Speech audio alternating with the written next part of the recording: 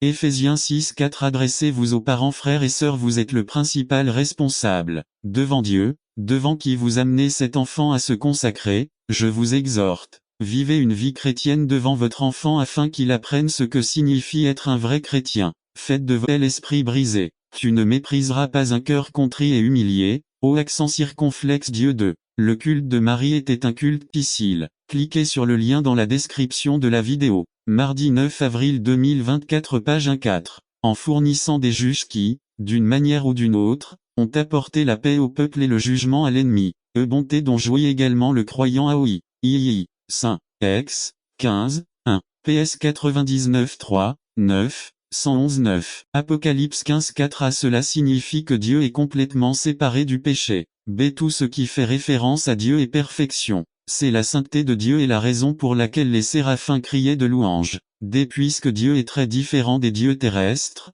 la terre entière est pleine de sa gloire. Et il est personnifié dans les écrits poétiques par ceux qui rendent louange et adorent. Un exemple de ceci est le psaume 19:1. Les cieux déclarent la gloire de Dieu, la sainteté même de Dieu fait que les cieux déclarent même sa gloire. La sainteté de Dieu est personnifiée en Jésus-Christ, qui s'est montré jusqu'à la fin de son ministère terrestre quelque chose de plus qu'un humain, mais s'est révélé être le Saint. En Jésus-Christ, l'Église a été sanctifiée pour être présentée devant Dieu. 1. Sanctifiée séparée du péché. 2. Sanctifiée dans le but de servir le Seigneur.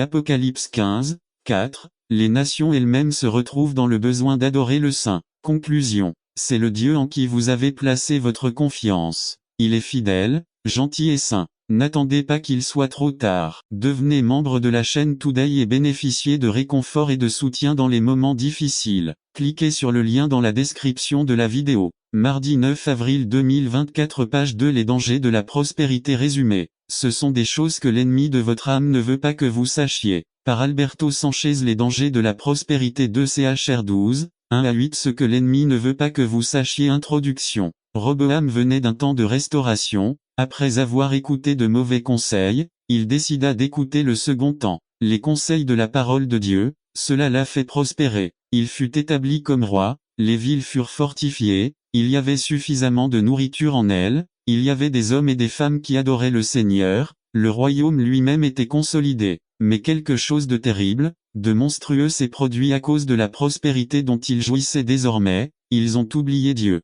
Ils avaient oublié celui qui les avait fait prospérer et se porter bien. Ils sont devenus ingrats. 2 Chroniques 12 1-2 Après que Roboam ait consolidé son royaume et se soit établi sur le trône, lui et tout Israël ont abandonné la loi de l'Éternel et lui ont été infidèles. 1. Il était sous la loi de Dieu alors qu'il était en difficulté et ne se sentait pas encore autonome. 2. Son bien-être l'a amené peu à peu à abandonner les choses de Dieu. 3. Tous ceux qui dépendaient de son règne ont été influencés de la même manière. 4. Ils sont devenus ingrats, ils ont consacré leur temps à d'autres choses qui sont devenues une priorité dans leur vie, à d'autres dieux. Application. Dieu a fait prospérer des millions de personnes, et beaucoup ne sont plus sur leur chemin parce qu'ils suivent les richesses de ce monde et ont oublié les richesses spirituelles. Dieu a fait prospérer des millions de personnes et beaucoup ne le servent plus avec simplicité, humilité et gratitude, parce qu'ils sont trop occupés à leur prospérité. Les moments difficiles nous poussent vers Dieu mais les bons moments peuvent nous permettre de nous sentir autonomes et satisfaits.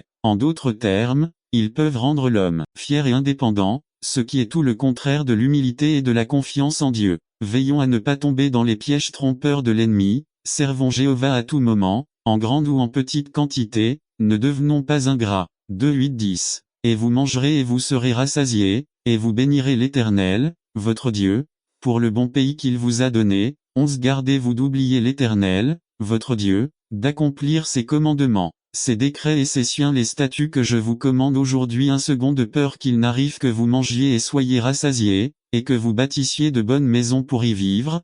13 Et que vos troupeaux et vos brebis n'augmentent, que votre argent et votre or ne se multiplient, et que tout ce que vous avez augmente. 14 Et que votre cœur soit fier, et que vous oubliez l'Éternel, votre Dieu, qui vous a fait sortir du pays d'Égypte, de la maison de servitude. 15 Qui vous a fait traverser un désert grand et terrible, plein de serpents ardents, de scorpions et de soif, où il n'y avait pas d'eau, et il vous a apporté de l'eau du rocher. N'attendez pas qu'il soit trop tard. Devenez membre de la chaîne Today et bénéficiez de réconfort et de soutien dans les moments difficiles. Cliquez sur le lien dans la description de la vidéo. Mardi 9 avril 2024. Page. Un silex 16 qui vous a nourri de manne dans le désert, nourriture que vos pères n'avaient pas connue, vous affligeant et vous éprouvant, afin de vous faire du bien à la fin. 17 et 10 en ton cœur. Ma puissance et la force de ma main m'ont apporté cette richesse. 18 Mais souvenez-vous de l'Éternel, votre Dieu, car il vous donne le pouvoir d'acquérir des richesses. Nous sommes tendres.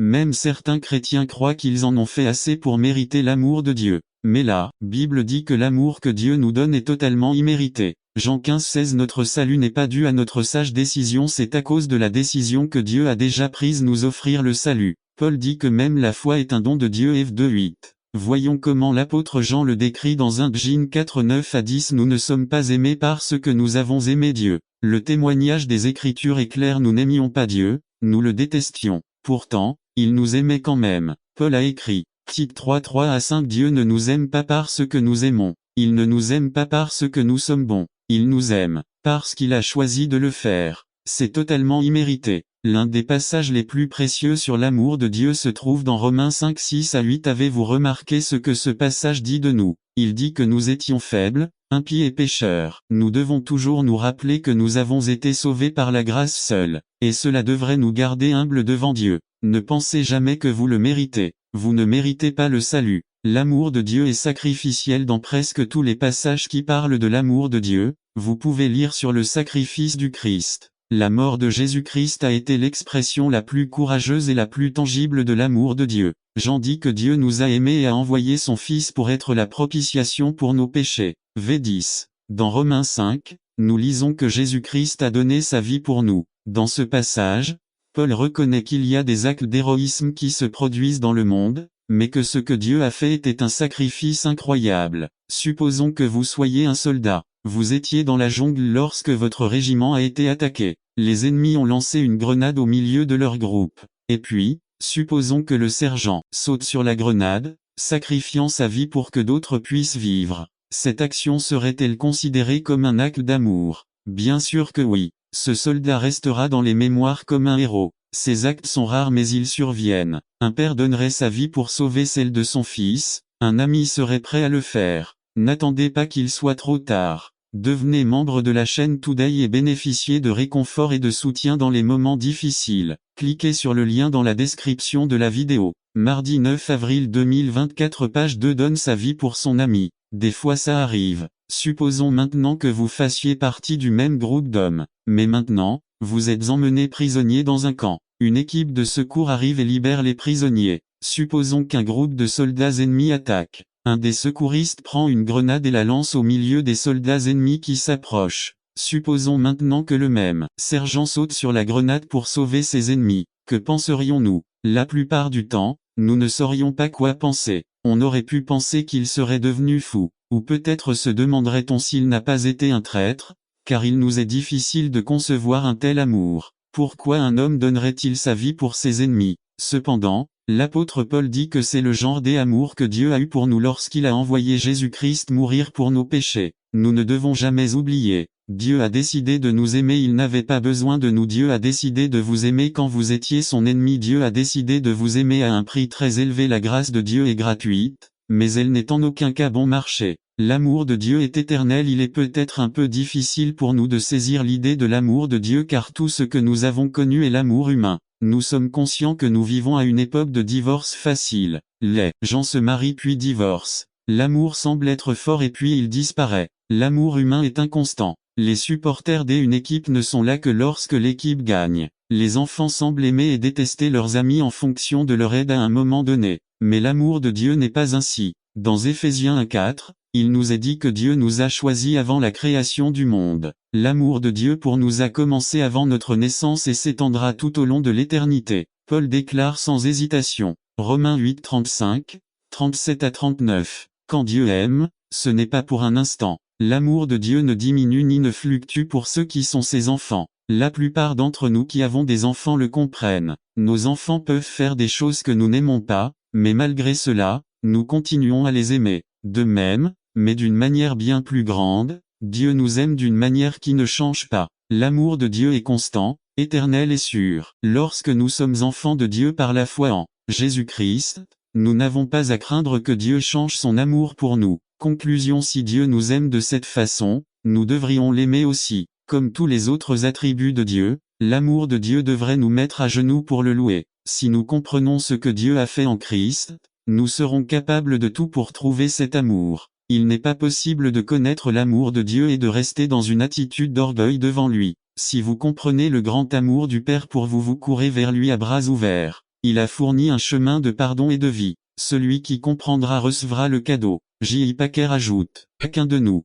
si vous avez cela, vous avez tout ce dont vous avez besoin pour être content. Yves le pardon au verset 9. Pierre dit 9: ne rendez pas le mal mal ni insulte pour insulte, bénissez plutôt, car c'est ainsi que vous avez été appelés, à hériter d'une bénédiction. Les tornades sont terribles et les tremblements de terre sont très horribles, mais ce qui détruit plus les maisons que toute autre chose, ce sont les termites. De la même manière, c'est ce petit esprit d'amertume, le manque de désir de pardonner ou cet esprit porteur de ressentiment qui vous détruira à la maison. Parfois la femme devra le pratiquer, parfois le mari, mais nous devons apprendre à pardonner. V. Communication. Le verset 10 dit en effet, celui qui veut aimer la vie et passer des jours heureux, qu'il garde la sienne langue du mal et ses lèvres profèrent la tromperie. Dans Proverbe 18-21, nous lisons également 21: dans la langue est le pouvoir de la vie et de la mort. Ceux qui l'aiment mangeront ses fruits. Nive. Nous devons apprendre à communiquer. Il est tout aussi important que vous prévoyiez de communiquer. Prenez le temps de parler. Tout le monde devrait prévoir 4 rendez-vous. Prenez rendez-vous avec Dieu. Prenez du temps seul avec lui. Prenez rendez-vous avec vos enfants. Passez un peu de temps avec vos enfants quotidiennement. Prenez rendez-vous avec vous-même, méditez, priez, passez du temps seul. Prenez rendez-vous avec votre conjoint. Sortez de la maison et aimez-vous simplement. V. Romans au verset 7 septembre. De la même manière, vous les maris, soyez compréhensifs dans votre vie conjugale, chacun traitant sa femme avec respect, car en tant que femme elle est plus délicate, et tous deux sont héritiers du don agréable de la vie. Ainsi, rien n'entravera vos prières. N'attendez pas qu'il soit trop tard. Devenez membre de la chaîne Today et bénéficiez de réconfort et de soutien dans les moments difficiles. Cliquez sur le lien dans la description de la vidéo. Mardi 9 avril 2024, page 2. Ne laissez jamais la partie physique de votre mariage se refroidir. Votre conjoint est quelqu'un de spécial et précieux. Vous devez honorer la personne que vous avez épousée. Une façon de lui rendre hommage et de lui rappeler à quel point il est spécial pour vous. Il est honoré non seulement en privé mais aussi en public. Gardez la romance, la joie et l'excitation dans votre relation. Qu'attendez-vous pour suivre le Christ, frère? Quand vous avez un travail et que tout va bien, c'est là que vous vous souvenez le moins de Dieu, mais cela, c'est quand tu es au chômage ou qu'un membre de ta famille tombe malade. Le spirituel, c'est quand tu pries avec le plus de ferveur. Et c'est aussi quand tu es le plus proche de Dieu. Donc, n'attendez pas qu'il soit trop tard. Devenez membre de la chaîne aujourd'hui et bénéficiez de réconfort et de joie dans les moments difficiles. Mardi 9 avril 2024, page 3. Nous sommes la lumière du monde. Résumé. Si nous étions accusés d'être chrétiens, y a-t-il suffisamment de preuves pour nous déclarer coupables? Notre style de vie est le meilleur indice du degré de spiritualité développé dans notre expérience avec le Christ. Nous devons être sûrs que de manière adéquate. Par César Del Villar. Nous sommes la lumière du monde. Dans son livre Pourquoi pas la meilleure, le président Jimmy Carter nous raconte un jour où, assis dans une église de plein, Gergia pensait sur le titre d'un sermon. Le titre était assez long et comportait une question. C'était: si vous étiez Arc 19-13 à 16 dit 19-13. Mais certains juifs, exorcistes, itinérants, cherchaient à invoquer le nom du Seigneur Jésus sur ceux qui avaient de mauvais esprits, en disant: je vous adjure par Jésus, que Paul prêche 19-14. Il y avait 7 fils d'un Séva, juif, grand prêtre, qui faisait cela 19-15. Mais le mauvais esprit répondit et dit: je connais Jésus, et je sais qui est Paul, mais qui es-tu? N'attendez pas qu'il soit trop tard. Devenez membre de la chaîne Today et bénéficiez de réconfort et de soutien dans les moments difficiles. Cliquez sur le lien dans la description de la vidéo. Mardi 9 avril 2024, page 3. 19-16. Et l'homme en qui était le mauvais esprit, sautant sur eux et les dominant, était plus fort qu'eux, de sorte qu'ils s'enfuirent de cette maison blessés et nus. La Bible nous enseigne que le péché est une porte ouverte sur Satan. Acte 5-3. Il utilisera toujours vos fautes pour vous faire honte, lorsque vous prendrez le nom du Seigneur en vain. Genèse 3-7 à 10. Cependant, La parole nous enseigne que ceux qui croient de tout cœur en lui ne seront pas honteux. 1 Pierre 2 6 5 3 Domaine de soumission 1 La société 2 La famille 3 L'Église 6 La société La Bible est le manuel de vie du croyant. À travers elle, chaque personne qui a cru en Jésus-Christ gouverne sa vie, comme la parole infaillible autorisée par Dieu pour catalyser notre conduite en société. Dieu ordonne dans sa parole que dans la société dans laquelle nous vivons, nous nous soumettions à les dirigeants et les autorités. Tite 3 à 1 Pierre 2 14 b, toute institution humaine. 1 Pierre 2 13 c, les autorités supérieures. Romains 13 1 Je suis sûr que tous les chrétiens sont d'accord sur le fait que nous devons vivre une vie en paix avec l'État, à condition qu'il n'interfère pas avec nos croyances religieuses, ni n'ordonne des lois qui violent nos convictions ou compromettent nos convictions. Pendant des années, les chrétiens ont eu différentes manières d'interpréter et de penser lorsqu'il s'agissait de soumission aux autorités supérieures. Certains disent A, que le chrétien ne doit pas s'impliquer dans la politique, B, d'autres que le chrétien et l'État doivent travailler ensemble pour améliorer la société sans interférer dans ses principes, C. Beaucoup disent que le chrétien devrait s'impliquer dans toutes les affaires politiques de sa nation en tant que partie intégrante de celle-ci. A. Le chrétien en dehors de la sphère politique. Certains disent que les chrétiens ne devraient pas s'immiscer dans les affaires du gouvernement, ni participer activement à leur campagne politique basée sur la corruption qui existe dans le cadre politique. Ceux qui partagent cet état d'esprit prétendent que les campagnes politiques sont pleines de promesses creuses qui, à la fin d'un mandat gouvernemental, n'ont jamais été tenues. N'attendez pas qu'il soit trop tard. Devenez membre de la chaîne Today et bénéficiez de réconfort et de soutien dans les moments difficiles. Cliquez sur le lien dans la description de la vidéo. Mardi 9 avril 2024 page 4. Ce sont ces mêmes hommes politiques qui, après leur mandat présidentiel, demandent d'urgence leur réélection pour un deuxième mandat de gouvernement, afin de leur donner une nouvelle opportunité de tenir les mêmes promesses qu'ils n'ont pas pu tenir dans le passé. En n'étant pas réélus, ils créent ainsi un argument pour justifier leur bonne foi dans leur travail politique et une réputation apparente auprès de ceux qui leur ont fait confiance. Qui veille sur toi. Dans vos moments difficiles, il est là. Ami. Plus d'orphelins spirituels. Les ministres étaient frustrés parce qu'ils étaient formés dans des dénominations sans fondement et sans suivre des pères spirituels. Père te corrige. Donner un compte à quelqu'un. Héritage enfant spirituel. Un père donne formation, communion et construction de relations. La vision que tu fais ceci. Consolidation. Paul a formé Timothée 2 Timothée 4, 1 à 8. Vers 2 J'enseigne la parole de Dieu. Vers 3 à 4 Personnages. Vers 5 Il a formé ses relations état d'esprit pas d'âme. Vers 6 à 8 Il lui donne le flambeau du ministère, qui prendra le flamme de nos ministères. 2. La justice de Dieu. Jacob et Joseph. Genèse 37 29 à 36 Joseph et Jacob racontent l'histoire. Un père spirituel prophétise la confiance. Génération solide sûre. N'oubliez pas ton vieux homme. N'ayez pas honte. N'attendez pas qu'il soit trop tard. Devenez membre de la chaîne Today et bénéficiez de réconfort et de soutien dans les moments difficiles. Cliquez sur le lien dans la description de la vidéo. Mardi 9 avril 2024 page 1 Genèse 45, 1 à 4 22 à 28. L'esprit de nos parents renaît lorsque nous les honorons. Nous avons besoin de parents pour nous extorquer. Tite 1, 13 Ce témoignage est vrai. C'est pourquoi réprimandez-les durement, afin qu'ils soient saints dans la foi. Chrétiens mal formés et malades riquites. C'est semblable à la malnutrition. De nombreux chrétiens qui ne reçoivent pas une nourriture spirituelle correcte meurent bientôt spirituellement. Surdité c'est une perte auditive. Dans nos églises, il y a des gens malentendants, ils ne comprennent pas la voix de Dieu. S'ils entendent, ils ne le mettent pas en pratique. Stérilité c'est le manque de capacité à créer ou à avoir un enfant. La grande majorité des frères ne souhaitent pas avoir d'enfants spirituels. Myopie c'est une maladie de la vision qui ne permet pas de voir des objets à de longue distance. De nombreux chrétiens sans père spirituel souffrent de cette situation parce qu'ils ne connaissent pas la volonté de Dieu pour leur vie. Il vous manque des parents. Si vous êtes déjà un père spirituel, continuez. Personne saine. 2 Timothée 1, 13 Retenez fermement la forme des paroles saines que vous avez entendues de moi, dans la foi et l'amour qui sont en Jésus-Christ, en bonne santé dans le ministère.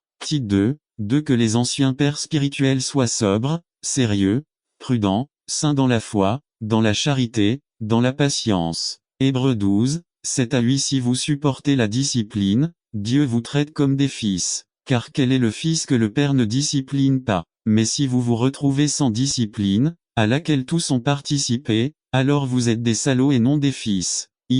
La compassion du Père. Luc 15:11 raconte la parabole du fils prodigue. Il lui a appris le bien mais il a pris un autre chemin mais il a fini par reconnaître le Père ne t'oublie jamais. Il dit toujours que mon fils va changer, vous pardonne vos erreurs. C'est une fête quand on réussit. Le Père représente Dieu le Fils prodigue, c'est nous le Fils aîné, c'est le peuple qui veut toujours que tu échoues. Conclusion appelée n'attends pas qu'il soit trop tard. Devenez membre de la chaîne Today et bénéficiez de réconfort et de soutien dans les moments difficiles. Cliquez sur le lien dans la description de la vidéo. Mardi 9 avril. Ainsi la foi vient de ce qu'on entend, et ce qu'on entend vient de la parole de Dieu. Matthieu 10:17-2. Cette foi vous permet de croire Dieu et sa parole. Vous commencerez à gouverner votre vie selon les principes de Dieu, plutôt que selon vos passions humaines, votre intellect ou votre raisonnement. Cette foi plaît à Dieu, qui donnera la grâce qui augmentera l'appétit de l'homme pour la communion avec son Créateur. La Bible dit, mais sans la foi, il est impossible de plaire à Dieu car celui qui s'approche de Dieu doit croire qu'il existe et qu'il récompense ceux qui le cherchent. Hébreux 11:6-3. Doucement et fermement, la parole retranchera les désirs ou les œuvres de la chair. Lorsque cela se produit, l'homme naturel devient un homme repentant. L'attitude autosuffisante et égoïste ainsi que tous vos désirs charnels ont été supprimés. Maintenant, il est humble et ouvert au plan de Dieu pour sa vie. Définition de la repentance 1. La repentance est une confession des péchés. La première chose que l'on éprouve en se repentant est une attitude de reconnaissance, un sentiment de culpabilité pour le mal qui a été fait, qui conduit à la confession de. La repentance est un changement d'avis et de but. Changeons notre façon de penser. Notre façon de voir les choses et notre perception de la vie sont différentes. Lorsque vous faites l'expérience du repentir, vous voyez clairement et reconnaissez les erreurs que vous avez commises. Des choses qui auparavant ne semblaient pas si mauvaises nous sont présentées telles que Dieu les voit. Cela nous amène une nouvelle façon de voir les choses. 3. La repentance est une transformation complète. Tous les domaines de notre vie sont affectés et transformés lorsque le repentir est vécu. 4. Le repentir est un tournant, un changement de direction. C'est une véritable expérience qui fait une différence marquée en nous. C'est un sentiment de regret et de remords d'avoir n'attendez pas qu'il soit trop tard. Devenez membre de la chaîne Today et bénéficiez de réconfort et de soutien dans les moments difficiles. Cliquez sur le lien dans la description de la vidéo. Mardi 9 avril 2024 page 1. La mauvaise chose a été faite, si grande, qu'elle nous fait changer de cap, c'est à dire que nous commençons à faire des changements radicaux dans nos vies pour ne plus faire ce que nous faisions avant. 5. La repentance équivaut à la mort. Au sens figuré, se repentir signifie que nous mourons à notre ancienne nature, à l'homme naturel, c'est-à-dire à tous nos désirs naturels et charnels, le monde, les choses que le monde nous offre et nous attire, mais qui ne plaisent pas à Dieu, le péché, toute pratique qui ne plaît pas à Dieu. La repentance nous identifie à la mort du Christ sur la croix, car si nous étions plantés avec lui à l'image de sa mort, sachant ceci, que notre vieil homme a été crucifié avec lui, afin que le corps du péché soit détruit, afin que nous ne servions plus le péché, car celui qui est mort a été justifié du péché. Et si nous mourons avec Christ, nous croyons que nous vivrons aussi avec lui. Romains 6, 5-8-1. La repentance nous plante à l'image de sa mort. Tout comme le Christ est mort sur la croix et a refusé d'utiliser son immense pouvoir pour se défendre, par amour pour nous, maintenant nous devons mourir au plaisir qu'offre le monde et Dieu a choisi les choses faibles du monde pour confondre les choses fortes de Luc 12, 48 NKJV 48. Mais celui qui n'aïste, l'Église de combien de familles dont les membres cessent de parler pendant des mois et parfois des années à cause d'un usage pécheur de leurs paroles. 3. Combien d'églises ont été décimées. Le Seigneur nous fait passer d'une vie émotionnelle à une vie guidée par les Écritures. Nous devons passer du statut de personne dirigée émotionnellement à celle dirigée par la parole. Il faut approfondir moralement. 1 Pierre 1:15-16-15. Mais soyez saints dans tout ce que vous faites, comme est saint celui qui vous a appelé. 16. Car il est écrit, soyez saints, car je suis saint. Nous devons approfondir moralement, être comme Dieu dans la sainteté. Qu'est ce que la sainteté? Le mot saint signifie différent, pur et sacré. Supprimer les activités pécheresses de nos vies fait partie de la sainteté, parce que nous sommes ses enfants pas instantanés, c'est un processus. B. 4 facteurs de motivation pour la sainteté. Un désir d'imiter le Père Céleste comme le Christ, une peur respectueuse du jugement des moyens, une reconnaissance de la futilité de la désobéissance. Obéissez le sacrifice aimant de Jésus. N'oublions pas nous devons approfondir la vérité sociale et avoir un amour sincère pour nos frères, nous aimer de tout notre cœur. Nous devons nous approfondir socialement, nous aimer les uns les autres. Nous devons apprendre à cesser d'être envieux. Les enfants pensent que le monde les entoure. Et c'est la même chose dans le domaine spirituel. L'une des leçons les plus difficiles de la vie chrétienne est d'apprendre à faire passer les autres avant nous-mêmes. N'attendez pas qu'il soit trop tard. Devenez membre de la chaîne Today et bénéficiez de réconfort et de soutien dans les moments difficiles. Cliquez sur le lien dans la description de la vidéo.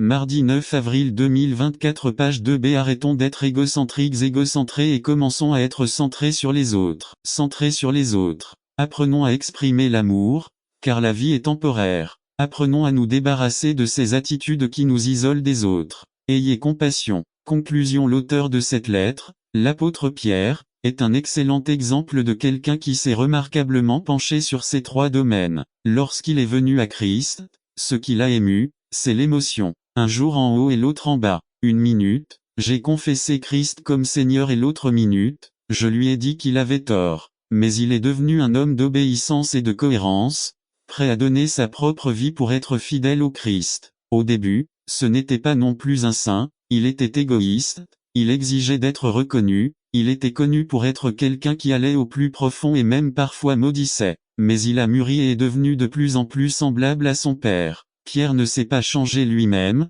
mais par la puissance du Saint-Esprit. Et c'est par ce même esprit que nous pouvons continuer à approfondir notre foi en tant que chrétiens. N'attendez pas qu'il soit trop tard. Devenez membre de la chaîne Today et bénéficiez de réconfort et de soutien dans les moments difficiles. Cliquez sur le lien dans la description de la vidéo. Mardi 9 avril 2024 page 3. Une raison d'avoir de l'espoir. Partie 1. Résumé. Quand la vie devient désespérée, qu'est-ce qui vous retient dans la vie? De quel système de soutien disposez-vous lorsque la vie s'effondre? Beaucoup placent leur espoir dans leurs amis, dans l'union de son fils. Bien qu'aujourd'hui les enfants disent qu'ils peuvent faire les choses seuls, le père, selon Dieu, conseille son fils concernant sa future épouse. Le père a enseigné un métier à son fils. Le père avait la responsabilité d'éduquer son fils sur la façon dont il allait gagner sa vie et, plus tard, subvenir aux besoins de son peuple. Aujourd'hui, les parents s'inquiètent de payer les études de leurs fils et filles, mais il faut leur apprendre un métier.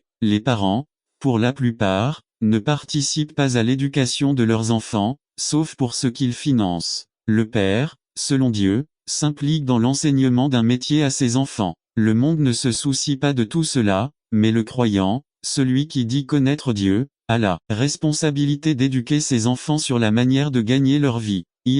Responsabilité financière. Dans les temps anciens, le père devait subvenir aux besoins financiers de son peuple. Le soutien de sa famille devait venir du père. Paul dans le Nouveau Testament enseigne dans 1 Timothée 5:8 que si un soi-disant croyant ne pourvoit pas à ses propres besoins, il a renié la foi et a fait pire qu'un incroyant. La responsabilité économique ne consiste pas simplement à fournir de l'argent à la famille, c'est à apprendre à l'utiliser. De nombreux parents pensent que donner à leurs enfants tout ce qu'ils veulent leur fera du bien. Nous devons enseigner, en tant que parents qui servent Dieu, comment utiliser l'argent à bon escient. Le don de Dieu ne s'achète pas avec de l'argent. Actes 8, 20 à 21. Ne pas aimer l'argent. L'argent est un moyen, pas une fin. Matthieu 6, 19 à 20. Ecclésiaste 5, 9 7h12. 1 Timothée 6, 10 enseigne sur la dîme. Genèse 14, 20. Luc 11, 42. Nous avons le meilleur exemple d'un père en Dieu qui sait tout de ses enfants, ceux qui ont été engendrés par Dieu. Jean 1, 12 à 13. Il sait même combien de cheveux nous avons sur la tête. Il sait combien de cheveux nous avons sur notre tête. Matthieu 10,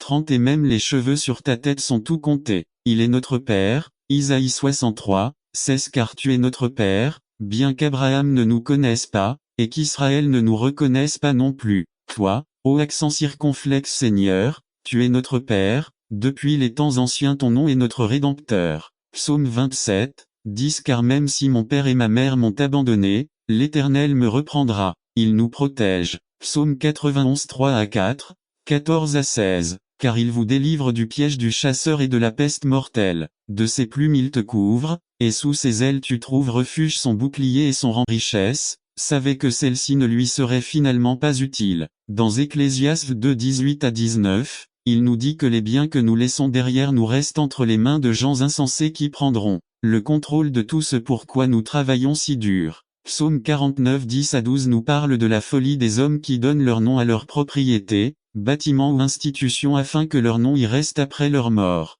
Ce n'est pas quelque chose de nouveau et c'est quelque chose qui continue de se produire. L'histoire est pleine d'hommes riches et puissants qui ont essayé de garder ce souvenir. La plupart de ces bâtiments ont été détruits, ces somptueuses tombes ont